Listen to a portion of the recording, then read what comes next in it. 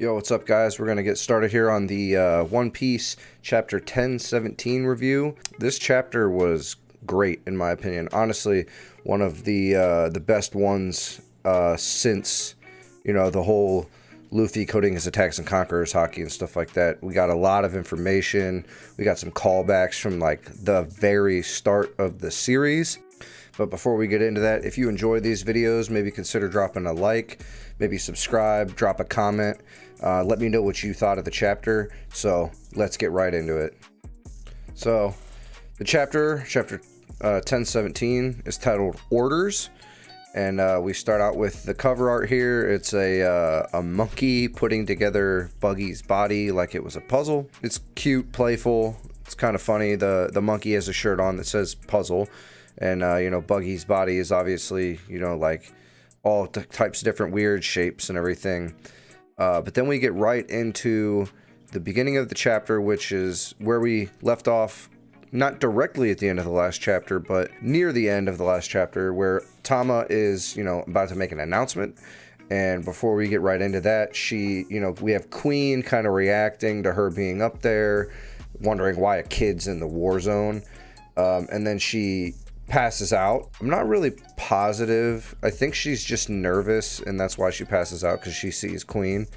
I don't think this was anything to do with Conquerors hockey or anything like that, but it's a little weird, because it kind of just like, it goes from, Queen asking, oh, who's that, her looking surprised, and then boom, she's unconscious, she's foaming at the mouth, whatever. Like I said, I don't think this is anything to do with Conquerors. I think she's just extremely nervous, and they are, it is Nami and Usopp saying, keep it together, Tama, as they're running over to her as she's falling down. So, and then the next set of panels goes into, some of the other fights. We jump like right to Jinbei and him talking to Who's Who. Kind of, them saying, reiterating the 5,000 versus 30,000. Jinbei obviously knew that this wasn't going to be a one-on-one duel, and we even get like a little bit of screenshots here of Frankie kind of talking about how they never seem to end. There's no end to all these grunts. We show, Jack, them setting up that fight and everything, like set up battle scene here real quick before we actually get any of the true fighting going on. Obviously there's been fighting going on, but we haven't seen a whole bunch of it. We've seen, Frankie throw his first couple shots. We've seen Jinbei throw his first shot against Who's Who. We're just now getting to the stuff with Jack. So yeah, it's just kind of like showing you a little bit of the setup and about, just reiterating the numbers game of, this is a war. The numbers are not in the raid's favor. We go right back to Tama, and we get to actually hear Tama's announcement now.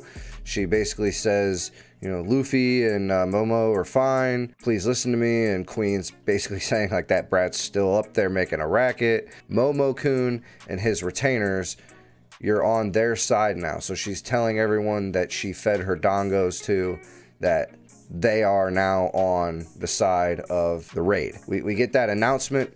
We get a little quick shot of Luffy and Momo crying, obviously, because Keen's maybe dead. Probably not dead right this second. I think we'll get later in some chapters maybe a goodbye, and then Keen probably dying. But I am dead set that Keen dies. I think he dies. And then we get, the Heart Pirates resuscitating Luffy, pumping the water out of his lungs and everything. So it is nice to hear what her message was going to be to everybody. I wasn't positive, honestly, because it kind of felt like she was already telling some of the people who ate her dongo that, they were fighting for the side of the resistance or the raid. But now it's a large scale announcement, so everybody heard it and everybody knows that who they're supposed to be fighting for, and the tides of battle are probably going to change, at least in some way or another. You have a bunch of the people who ate the dongo who are saying, let's take down Kaido, let's do it together. Queen saying that brat clearly doesn't know her place, crush her. His goal is basically to take out Tama. And while all this commotion is going on and the retainers starting to fight amongst each other, a couple of them tell Jinbei, we'll take care of these bums, you take care of Who's Who. So we know that originally in the beginning of the chapter, Jinbei knew that it wasn't just going to be a one-on-one fight. I don't think it's still going to be just that plain and simple, but I think he's going to be able to focus better on who's who now that he has a little bit of backup there and a little bit of, you know, cannon fodder, basically. And then right after we do all of that commotion and everything's going down, we get back into CP0 some more. And CP0 kind of just saying, this is strange. What in the world's going on? That they're a little bit blown away by, even though they don't show it because they're wearing masks and stuff like that. They're explaining what's happening on the floors as it's happening. And this is not the last, how do I want to say this? It's not the last we're going to hear about Cypher Pole in general in this chapter. We're going to get a little bit more of that after Sanji gives Queen another hard fucking kick, and kind of they have a little squabbling match here where he's calling him Judge's son again, and basically Sanji's saying, don't call me that, quit saying that name. I suppose you were also part of that insane research team. So we have a guess by Sanji that Queen worked with his family at one point, and we already assumed that, but it doesn't necessarily confirm it, but it gives us more insight on it. And then we see Queen's hybrid form, and Queen's hybrid form is fucking weird, honestly. Like, he's got his one, you know, mechanical arm, and then he's, you know, he's in his hybrid form, so he's like half dinosaur, half humanoid, and he's got his sword. But it kind of reminds me of like Dr. Octopus a little bit here, because he's got, and it doesn't have a bunch of them, but he's got, like, you know, his tail has got like a fucking hand on the end of it, and his arm's got the big hand, and they have like the Doc Ock like clasps that he would use. It's weird. Even his beard has one. That's really fucking weird, but even his beard has one. So we're setting up this is confirmed now, because before, you know, everyone knew that Sanji was going to fight Queen, but now it is dead set. They're about to fight. I think Sanji's going to mop the fucking floor with them. Obviously, it's One Piece. Every time we get these kind of fights, they have to show some level of struggle before they pull out the big move and just fucking be like, oh, light my cigarette. Oh, you thought you could win, and then kick him in the fucking teeth, knock his ass out. So there's just so much that happened in this chapter. It's like every set of panels is just something completely different and it's just packed with information or action or this chapter is great. Like I said in the beginning, I love this chapter. This chapter is so fucking good. So we get an update on Zoro and Chopper. Chopper got like the Luffy effect from Eni's lobby here, where after he uses his rumble ball, he shrinks down a little baby Chopper, and he's adorable. Obviously, he's like basically completely inside of his helmet. And they talk about how he has a remedy that will pretty much heal up Zoro artificially, and it's going to make his pain double at the end of it. So Zoro says, I don't care. It won't even matter if I can't fight now. So he wants to get back in the act. Not exactly how I thought we were going to get the information of Zoro coming back, but it is, I guess, a little creative. Basically getting a sensu bean with side effects. He might fight King. I don't know. If he comes back at like artificially, you know, like air quotes here, 100% Zoro, just, you know, he still has his injuries, but he's like, you know, lively, full of his strength and everything. He could probably take on King. A little bit more of an explanation of this miracle drug here probably within the coming chapters when he actually gets it administered to him. But I am happy that Zoro's about to get back in this shit quick. Like, he's only been down for a few chapters, so. And after all that, after everything that I just went over there, the chapter still is not over. This was kind of a long chapter. I mean, it was a couple pages longer than normal. Normally they're about 17, and this was about 20 pages. We go into Jinbei's fight with Who's Who, and we get some panels here where, you know, he's kind of showing off. He said he uses blade pistol, and Jinbei obviously uses his fishman karate, and Who's Who says, I can't afford to go easy on you now. Obviously, because he doesn't have any backup anymore. So we have Jinbei throwing some fishman karate at him, but then really weird, Who's Who uses a Tempest kick, and it was weird when he used blade pistol, but it was kind of, you know, like, oh, all right, but oh, it's like finger pistol, but with a dagger. Oh, and you're using Tempest kick. And Jinbei says, Iron Body, right? Those are the 6 powers used by the government officials. And then Who's Who goes into his hybrid form here. It's like everybody's using their fucking hybrid form. which rightfully so. Everyone that these two, like Queen and who's who, are going up against they're big shots. So we get some really weird but really cool information. So without, you know, over complicating everything, he says he's pretty happy with how things turned out, but I used to have it rough due to the mistake I made 12 years ago. I used to be considered a bright prospect, a rival to the genius Rob Lucci.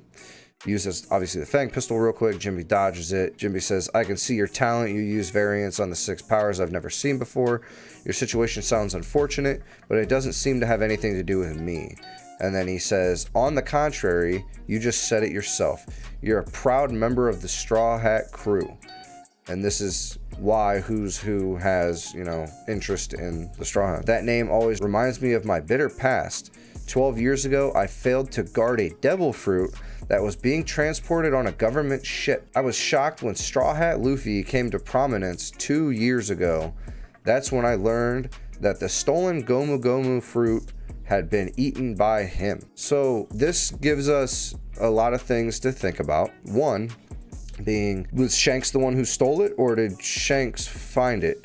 And off the top of my head, I don't really remember. I need to go back and look at the early chapters when when Luffy accidentally eats the fruit, and how Shanks kind of explains it a little bit. I don't remember him saying that he stole it though. Maybe he mentioned that they got it in a haul, but this is really weird that this specific fruit was being hauled and he was supposed to protect it for the government. I know devil fruits are, you know, rare and very important, and also, you know, filled with power. Why the Gomu Gomu fruit? Like, why rubber? Everyone thought in the beginning of the series that Luffy's devil fruit wasn't all that strong, and obviously we know that he's the reason it's really strong, because of the way he incorporates the techniques of his body with his rubber, with, you know, gear second and gear third and all that. So it just makes me really wonder, what the fuck, why the Gomu Gomu fruit? Other than, maybe it's that simple. Maybe it's just as simple as, it's a devil fruit. The government found it. They want to protect it. They don't want anyone else to have it. But why the Gomu Gomu fruit? The government didn't directly go after the Flare Flare fruit in Dressrosa. Granted, Doflamingo didn't show it off or anything, but he announced it during the tournament that was the prize. And CP0 was in Dressrosa. CP0 has been following the Straw Hats for a while now. So it's very weird. And I'm not going to go too much farther on it, because I'll talk about it for 20 more minutes. But yeah, this chapter was awesome. This chapter was packed with information. It had a lot happening. It further solidified fights that we thought were going to happen. We got some updates on Zoro. Tama made her announcement that we were getting hints of. So this is going to be...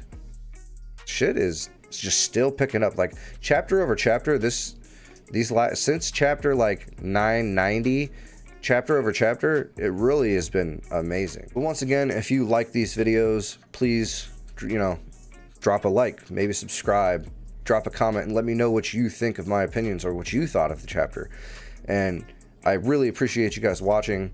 If you like this kind of content and you just like nerdy stuff in general, I have a podcast I do on this channel with my buddies every Sunday, and we upload them every Monday. Unless I'm feeling lazy, I'll do it Tuesday. But check that out if you're interested. We do tech, gaming, tabletop, all that kind of stuff, anime, you name it, we talk about it if you're a nerd. So once again, thanks for watching, and everyone have a good one.